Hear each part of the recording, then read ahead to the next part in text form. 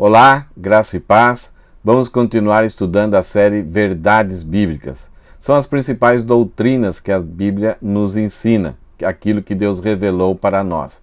Já estudamos sobre bibliologia, sobre a doutrina das Escrituras, sobre a pessoa de Deus e estamos já há alguns encontros estudando sobre a pessoa de Jesus Cristo.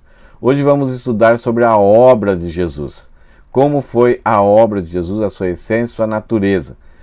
Para falarmos sobre a obra de Cristo, nós temos que entender a respeito do seu autoesvaziamento. Já estudamos sobre as duas naturezas de Jesus, que ele é uma pessoa com a natureza divina e humana. E sendo Deus, sempre existindo com Deus, em ambiente de glória, ele autoesvaziou-se. Então, o autoesvaziamento de Cristo é também chamado de kenosis. Cristo voluntariamente decidiu abrir mão de sua glória celestial enquanto esteve nesse mundo. Ele sempre foi Deus, ele sempre existiu, mas num determinado momento ele nasceu, ele foi concebido, ele nasceu, viveu entre nós, morreu, ressuscitou e voltou ao seu lugar, à sua glória que ele tinha antes de se encarnar, que ele sempre teve com o Pai. O autoesvaziamento de Jesus Cristo foi uma necessidade divina. Ele precisava se encarnar para satisfazer a justiça de Deus, que era como o homem, a mesma natureza do homem que pecou contra Deus, e sendo Deus, o tamanho e o preço do pecado que foi pago pelo seu ser ali na cruz. Filipenses capítulo 2, versículos 5 a 8, fala a respeito desse autoesvaziamento de Jesus. Paulo, então, ao falar de Jesus, tendo ele como exemplo para nós, ele menciona esse autoesvaziamento de Cristo que dá para nós entendermos um pouco. Então, Paulo apela para os cristãos de Filipos para que tenham esse mesmo sentimento. O que Paulo quer alcançar é que os discípulos de Jesus, a igreja de Jesus lá em Filipos, se comportasse com sempre humildade. Então, Paulo escreve assim: tenham entre vocês o mesmo modo de pensar de Jesus Cristo, que mesmo existindo na forma de Deus, não considerou o ser igual a Deus, algo que deveria ser retido a qualquer custo, algo que ele não pudesse abrir mão. Ele sempre existiu como Deus e ele não considerou abandonar, se esvaziar, como algo que não pudesse ser que ele não pudesse abrir mão disso. Ele não deixou de ser Deus, mas ele deixou o seu lugar de glória junto ao Pai para estar conosco na forma humana. Então tenham sempre entre vocês o mesmo modo de pensar de Cristo Jesus, que mesmo existindo na forma de Deus, na sua glória total, não considerou ser igual a Deus algo que deveria ser retido a qualquer custo. Ele abriu mão daquele lugar, daquele momento em que ele sempre esteve com o Pai em total glória. Paulo continua no versículo 7. Pelo contrário, ele se esvaziou, assumindo a forma de servo. Ele não deixou de ser Deus, ele não deixou de ter os atributos, mas ele saiu do lugar em que ele estava com a total glória. Na Monte da Transfiguração, ele deixou escapar um pouquinho, ele teve um alívio daquela retenção que ele teve daquilo que ele era. E ele então, Jesus, tornando semelhantes aos seres humanos e reconhecido em figura humana, ele se humilhou. Então Jesus Cristo estava em total glória, se fez homem, se humilhou, ele tornou obediente até o ponto de enfrentar a morte, o Criador da vida enfrentar a morte, e ainda mais a morte de cruz, que era a morte considerada a mais horrenda, a mais punitiva e era delegada para as pessoas piores da sociedade. Então Jesus Cristo abandonou seu lugar de glória, ele não considerou como algo que ele não pudesse abrir mão disso, ele se encarnou, então ele foi uma pessoa com duas naturezas, a divina e a humana, viveu perfeitamente essas duas naturezas, e ele se humilhou e foi obediente até a morte e ainda enfrentou a morte de cruz. Esse é o autoesvaziamento de Jesus Cristo. Então ele sendo Deus, não considerou como algo que ele não pudesse abrir mão. Ele se encarnou. Então isso faz com que ele seja uma pessoa com duas naturezas e sendo suficiente então para a obra redentora. Ele é semelhante a Deus e é semelhante ao homem e o seu sacrifício então tem esse duplo valor é infinito, porque ele é Deus, e é da mesma qualidade de quem cometeu pecado contra Deus. Então ele é o Redentor suficiente, o Redentor adequado. Não há outro ser que pudesse nos redimir, nos livrar da ira de Deus. Vamos falar sobre a obra redentora, então, de Jesus. A obra redentora de Jesus Cristo envolve, então, a sua morte e ressurreição. Se Jesus Cristo tivesse só morrido, ele tinha pago o pecado, mas ele não poderia dar uma segunda chance. Ele ficaria definitivamente condenado, porque ele morreu pelos nossos pecados. Mas a sua ressurreição significa que o seu sacrifício foi aceito. E ele, como justo, morreu pelos pecadores. Então ele morreu injustamente, mas pela sua morte, ser de alguém justo, ela teve um valor redentivo. O preço foi pago, um preço de qualidade. Em 1 Coríntios capítulo 15, versículo 3, Paulo fala o seguinte: antes de tudo, entreguei a vocês o que também recebi. Então Paulo está falando a respeito da mensagem, dos ensinos que ele recebeu de Cristo, e ele está passando, que ele tinha passado para aquela igreja. O que ele recebeu de Cristo, ele está passando e passou para aquela igreja. Que Cristo morreu pelos nossos pecados, segundo as Escrituras, e que foi sepultado e ressuscitou ao terceiro dia, segundo as Escrituras. Então, o fato do Espírito Santo ter registrado esse fato histórico significa que é um decreto de Deus, é a vontade de Deus, é uma verdade histórica e bíblica, é uma verdade divina, que Cristo morreu e ressuscitou. Morreu segundo as Escrituras, que foram registradas, e ressuscitou segundo as Escrituras. Então é uma verdade bíblica. Não precisamos ter nem provas de que esse fato aconteceu, porque Deus registrou. Mas o mundo antropológico registra esses eventos. A própria Bíblia dá confiança para nós acreditarmos e as evidências de que o fato realmente aconteceu. A morte de Cristo tem aspectos da sua natureza. Como que ela foi?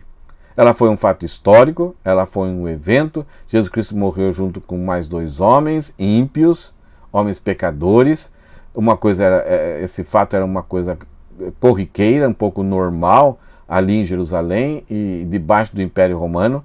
Mas a morte de Cristo ela tem uma natureza totalmente diferente. Ela é a obra redentora de Jesus. Então ela foi pré-determinada.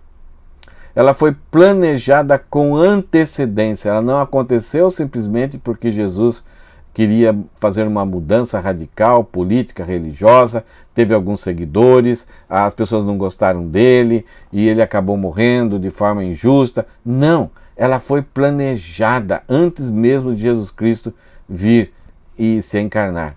Veja que Lucas, capítulo 22, versículo 22, nos relata: pois o Filho do Homem, ele vai segundo o que está determinado, mas ai daquele por quem ele está sendo traído. Jesus Cristo, com os discípulos, ele anuncia essa verdade. Uma verdade que confundia os discípulos, eles não conseguiam entender, porque para eles, Jesus Cristo era o libertador, era o mestre, o líder que poderia ajudar a nação de Israel a trazer uma certa liberdade do Império Romano. Mas Jesus está falando aqui a respeito da sua morte. O Filho do Homem, isto é, o Bar Enasha, aquele que é vindo de Deus para reinar, para implantar o reino de Deus. O Filho do Homem vai segundo o que está determinado. Isto é, está indo para um lugar, para uma direção, para um evento, para um acontecimento, segundo o que já foi planejado antecipadamente. Jesus Cristo aqui, sem os discípulos entenderem, e quem estaria ali junto com ele não entenderia, mas ele está falando da sua morte. E ele fala que a sua morte ela começaria num processo em que um dos discípulos iria o entregar aos líderes religiosos. E Jesus Cristo fala, mas ai daquele por quem ele está sendo traído. Então aqui nós vemos a atuação humana como instrumento da vontade de Deus, daquilo que já tinha sido decretado, daquilo que tinha sido planejado.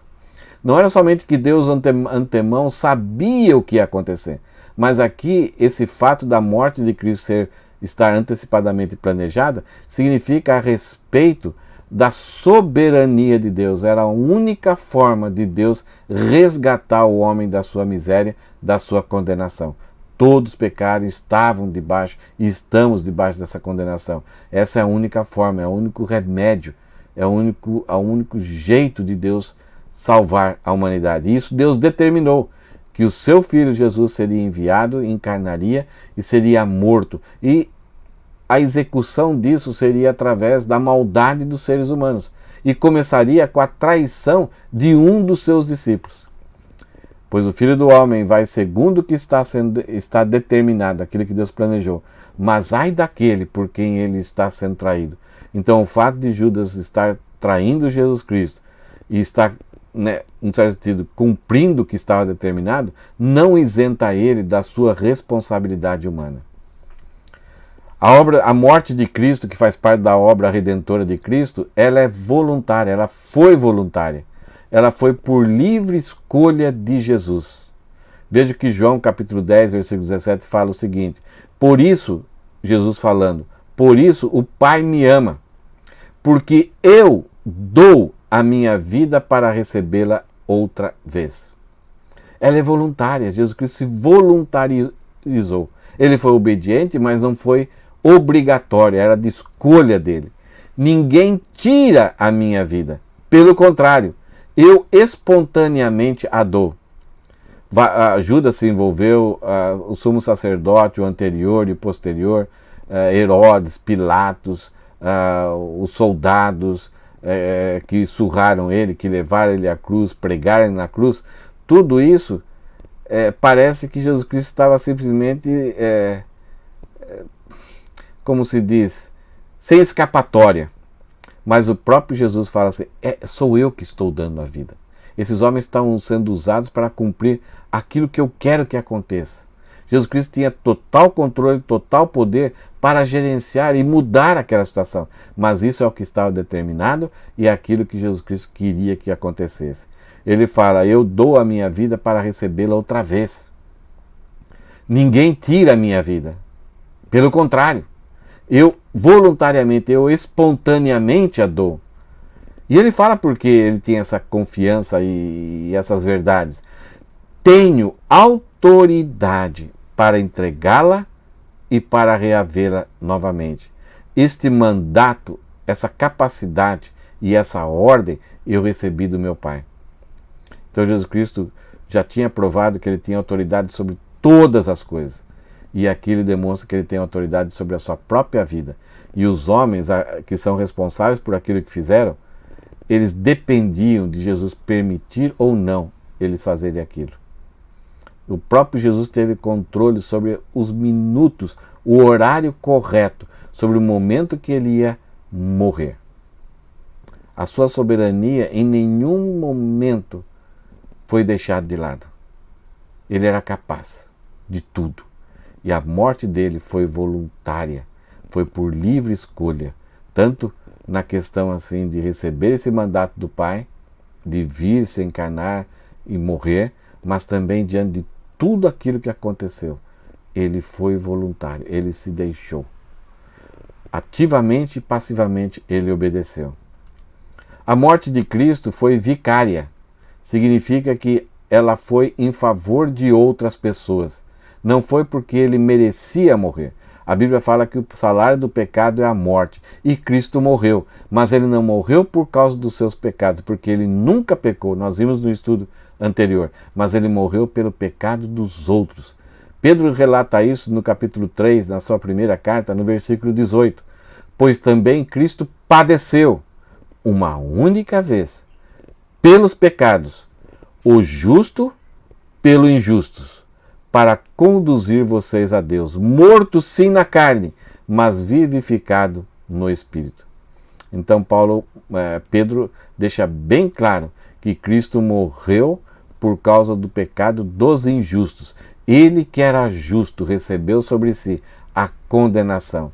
Então o fato de ele receber a condenação de outras pessoas e isso o levar à morte é aquilo que ele queria realizar, então essa morte de Cristo é vicária, é a favor de outras pessoas e pelas outras pessoas. A morte de Cristo, em outras palavras também, foi sacrificial. ela foi como um holocausto, um sacrifício oferecido a Deus em prol de outras pessoas. O sacrifício sempre é em prol de alguém, é para amenizar, para resolver o problema de alguém. Paulo, quando escreve aos Coríntios, na sua primeira carta, capítulo 5, no versículo 7, ele fala o seguinte: joguem fora o velho fermento, aquilo que não tem nada a ver com a mensagem de Cristo, para que vocês sejam nova massa, como de fato já são, sem fermento, pois também Cristo, nosso Cordeiro Pascal, foi sacrificado. Então o sacrifício de Cristo é suficiente e nós devemos só nos apegar a Ele, e já que Ele morreu por nós, o sacrifício só em nosso favor, Ele morreu como um sacrifício.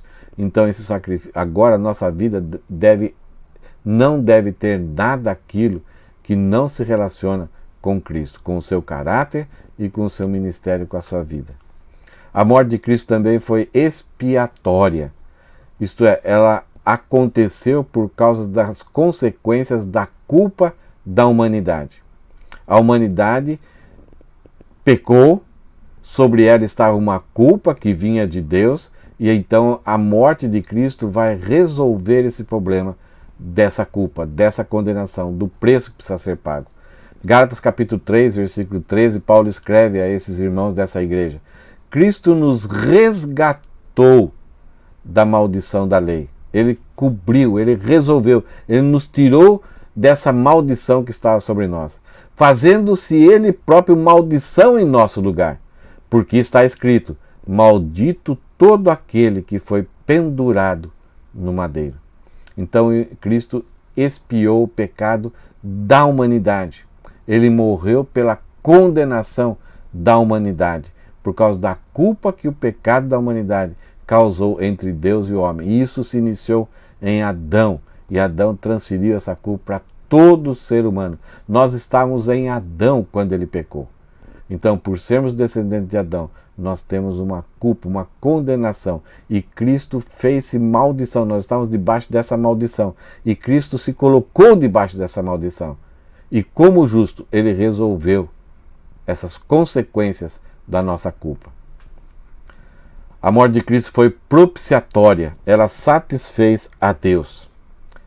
Era contra Deus que o pecado criou inimizade. Deus estava irado, a ira de Deus estava contra o homem.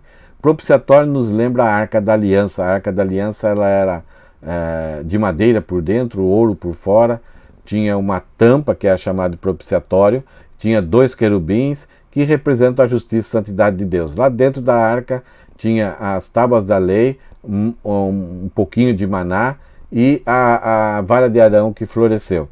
Esses 3 objetos representam a rebeldia do ser humano, porque Deus deu isso, o sustento, a moral, a lei, a liderança para o povo de Israel, e eles rejeitaram. A rebeldia do coração humano é a prova do pecado dominando o homem escravizado pelo pecado. Então, quando a justiça e a santidade de Deus olham para dentro da arca e contemplam a rebeldia do ser humano, surge em Deus uma ação que provém da sua santidade, que é uma aversão àquilo que é ruim, aquilo que é mal, aquilo que é impuro. E a pureza de Deus provoca nele, então, a sua ira. Não é simplesmente uma braveza, mas é uma revulsão. É como se tivesse que ser tratado aquele problema para o mundo santo que Deus criou. Então, aqueles objetos estão debaixo da ira de Deus. Deus estabeleceu no tabernáculo, a Arca da Aliança ficava no Santo dos Santos, o sacerdote pegava o sangue que foi do animal que foi sacrificado e aspergia nessa tampa. Então agora a justiça de Deus olhava para dentro da arca e via o sangue, isto é, um inocente, alguém que não cometeu aqueles pecados, morreu. Mas isso era simplesmente uma analogia, porque o sangue de um animal não era proveniente da mesma natureza. Ele simplesmente lembrava que um dia Deus enviaria aquele que iria enviar embora, que retiraria a condenação de Deus contra a humanidade. Então por isso que Jesus é o Cordeiro que tira o pecado do mundo. E quando Cristo morreu É como se o seu sangue, quando ele derramou todas as suas gotas, a gota do seu sangue, então o seu sangue foi como se cobrisse ali aquela tampa. Então o homem de estar debaixo da condenação da ira de Deus, Deus propiciou, cobriu. E agora o homem então recebe o favor, a graça de Deus. Deus teve misericórdia com o homem, enviou o seu filho, então o seu filho cobriu o pecado do homem, e agora Deus então é gracioso. Ele dá de graça a regeneração, o perdão e a santificação. Então 1 João capítulo 2, versículo 2 fala o seguinte: e ele, isto é, Jesus, é a propiciação pelos nossos pecados, e não somente pelos nossos próprios individualmente, mas também pelos do mundo inteiro. Então o sacrifício de Cristo não tem um valor que a gente pode medir, é infinito. Mas esse sacrifício foi propiciação. Isso é uma parte do processo da obra redentora de Cristo. A salvação depende da justificação, e a justificação vem pela fé na obra redentora de Cristo. Então o fato de Jesus Cristo ter derramado o seu sangue por todo o mundo não significa que todo mundo será salvo. Há uma necessidade do homem crer que Deus o perdoou e aceitar esse sacrifício proposto. A obra de Cristo é redentora, ela pagou o resgate. Nós estávamos presos, nós estávamos condenados. Em Mateus capítulo 20, versículo 28, fala o seguinte: tal como o Filho do Homem, que não veio para ser servido, mas para servir e dar a sua vida em resgate por muitos. Então aqui já fala que o resgate será de alguns, não todos. A propiciação foi para todos. O resgate serão de alguns, aqueles que creem e forem justificados. A morte de Cristo foi substitutiva, ele morreu em lugar de outros. Percebe que esses termos, a natureza da morte de Cristo, as palavras quase que se repetem e se auto-complementam. Elas são usadas para para nos ajudar a entender toda a natureza da morte de Cristo. Então ela foi substitutiva. Isto é, Jesus Cristo morreu em lugar de outros. Eram outras pessoas que deveriam estar ali na cruz, mas ele morreu por nós. E ao morrer, ele atraiu todos nós para aquele lugar, para ele. 1 Pedro capítulo 2, versículo 24 fala o seguinte: carregando ele mesmo em seu corpo sobre o madeiro os nossos pecados, para que nós, mortos para os pecados, vivamos para a justiça. Isto é, se os nossos pecados foram atraídos por Cristo e ele permaneceu no madeiro e ele carregou sobre si os nossos pecados, agora nós estamos livres da ira de Deus. Então agora nós devemos viver para a justiça. Primeiro, crer em Cristo, crer que a obra dele é suficiente para perdoar os meus pecados e viver então para a justiça, não mais para os pecados. Pelas feridas dele nós fomos sarados, vocês foram sarados. É um termo meio parecido com o que Isaías usa. Então, se Cristo morreu pelo meu pecado, por que eu ainda estou alinhado? Por que eu ainda gosto? Por que eu ainda não luto contra o pecado? É uma incoerência. Se eu digo que eu creio que Cristo morreu por mim, se eu creio que não existe salvação a não ser por Jesus Cristo, se eu creio que Ele levou os meus pecados, Ele passou o que passou por causa dos meus pecados e eu sou perdoado pela sua obra substitutiva, então por que eu não estou lutando contra o pecado na minha vida? Por que eu não estou buscando a santificação, agradar a Deus em ter uma vida diferente, mais parecida com Jesus Cristo? O que nós vemos hoje, então, a natureza da obra redentora de Cristo é que ela inclui o autoesvaziamento. Jesus Cristo, ele se autoesvaziou, abriu mão da sua glória para se encarnar, viver a vida de homem, obediência até a morte de cruz. E a obra redentora de Cristo, ela, então, por causa do autoesvaziamento, ela foi completada ali na sua morte, na morte do seu corpo ali na cruz. A obra redentora de Cristo, ela envolve a ressurreição. Hoje falamos sobre a morte de Jesus Cristo, a natureza da morte de Jesus Cristo. No próximo estudo falaremos sobre a ressurreição. Mas a morte de Cristo tem uma natureza, tem uma essência, e é aquilo que estudamos hoje. Ela foi pré-determinada, a morte de Cristo foi voluntária, ele tinha todo o poder para lutar contra e mudar aquela situação, mas tudo que aconteceu foi de acordo com a sua soberania, o seu poder e aquilo que ele queria que acontecesse. A morte de Cristo foi vicária, a morte de Cristo foi sacrificial, a morte de Cristo foi expiatória, ela foi propiciatória, ela foi redentora, ela nos resgatou e ela foi substitutiva, ela foi por nós. São aspectos bem parecidos um com o outro, mas cada aspecto tem um pequeno detalhe, diferença para que a gente entenda essa natureza tão íntegra, tão bela, tão completa da morte de Cristo. E quando ele morre lá na cruz, ele fala, está consumado. Ele morreu uma só vez, e a necessidade de uma só vez nós cremos em Cristo. Se somos salvos, seremos salvos para sempre. O diferencial é se somos ou não, e cada um então deve avaliar a si mesmo se já está desfrutando da salvação que foi propiciada pela morte e ressurreição de Jesus Cristo. Que Deus te abençoe. Nós vamos continuar no próximo estudo estudando sobre a natureza da ressurreição de Jesus Cristo, os benefícios, o que ela significa e o fato histórico. Vamos orar? Senhor, muito obrigado por essas verdades que encontramos nas Escrituras. Foram inspiradas, foram sopradas pelo Espírito Santo que moveu homens para que deixasse essas verdades registradas para nós.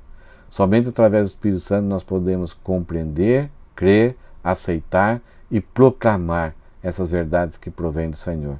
O único plano que temos para a nossa redenção e a nossa salvação eterna. Muito obrigado, ó Pai, por termos esse privilégio de estudarmos a Tua Palavra e o Senhor ter dado a Sua Palavra para nós, revelado essas verdades. Em nome de Jesus é que agradecemos. Amém. Que Deus te abençoe. Até o próximo encontro.